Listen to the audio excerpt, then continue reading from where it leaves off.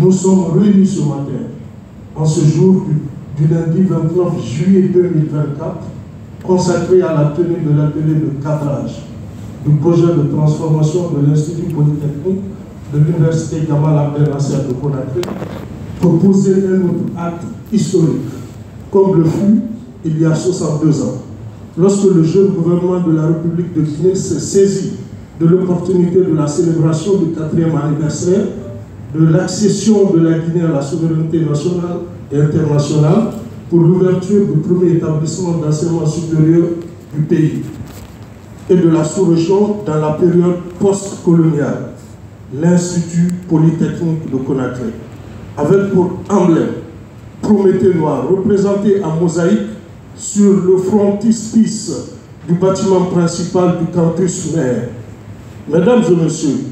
en vous recevant dans cette salle de conférence de ce réceptif hôtelier, vous nous faites l'immense honneur de vous investir pour nous accompagner sur la voie tracée par les pères fondateurs de notre nation. Assurer une éducation efficace des jeunes pour garantir la formation des cadres qui doivent contribuer activement à l'édifice de la nation, afin d'assurer le développement socio-économique de notre chère Guinée. À cette heureuse occasion, au nom de Monsieur le recteur de l'Université Gamal Abdel Nasser de Conakry, la première institution d'enseignement supérieur de notre pays, l'université mère de notre pays, également au nom de tous les collègues et collaborateurs et à mon nom propre, j'ai l'honneur et la joie de vous souhaiter la bienvenue à cet important atelier qui doit aboutir à la transformation de l'Institut Polytechnique en une école politique civilo-militaire dans notre pays.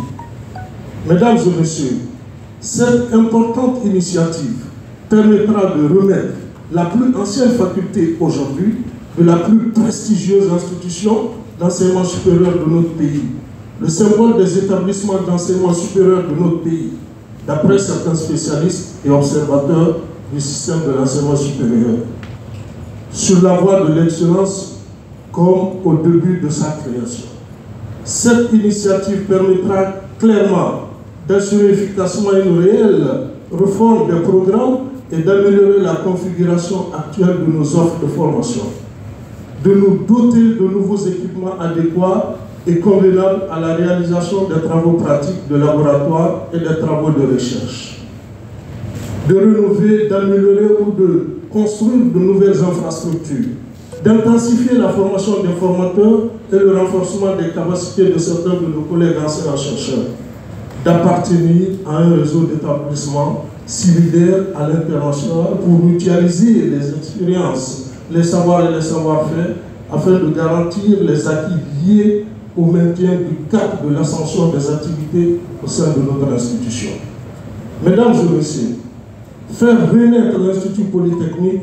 pour le remettre sur la voie de l'excellence académique dans l'intérêt supérieur de notre nation sera l'un des importants résultats à travers la mise en œuvre de ce projet de création d'une école polytechnique civilo-militaire. Les dispositions à prendre consisteront à perpétuer les bonnes actions posées par les pères fondateurs de notre nation, qui ont imaginé, conçu et réalisé un temple de savoir où on brise les chaînes de l'ignorance, pour l'émancipation de la population africaine guinéenne, en vue de garantir la formation